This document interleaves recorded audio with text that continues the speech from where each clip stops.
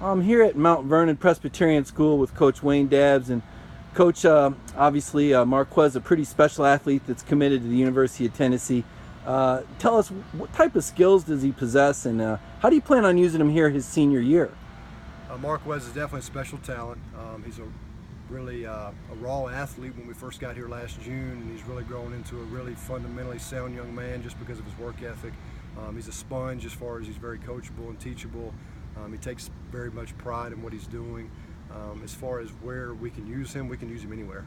He's one of those guys that if we play him at DN, he's going to be the best player on the field at DN. If we put him at linebacker, he's going to be the best player on the field at linebacker. If we put him at tight end or receiver, it's going to be the same situation. So he's a very explosive young man, works his tail off, and we're extremely excited to see how he does his senior year. One of the things Marquez was talking about, Coach, was leadership. What have you seen from him in terms of how that's Changed as he told me, he's gotten really serious about football really in the last year and a half. Yeah, absolutely. When we got here last June, it's almost like night and day difference of the young man that we got and what he is now.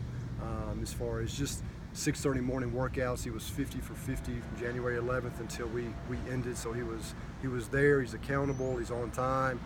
As far as in the classroom, you asked any of his teachers, he's their favorite student. So he does his part in the classroom. He's doing his part as far as being a leader in the weight room and on the field.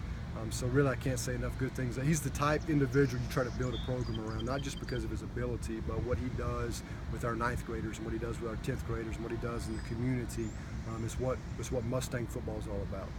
You mentioned how versatile he is now, and I know that obviously Tennessee will figure out a way to use him, but if you were projecting where we might see him in the future, what are some things you think he can do at the next level there in the Southeastern Conference? Obviously, he's going to gain some weight.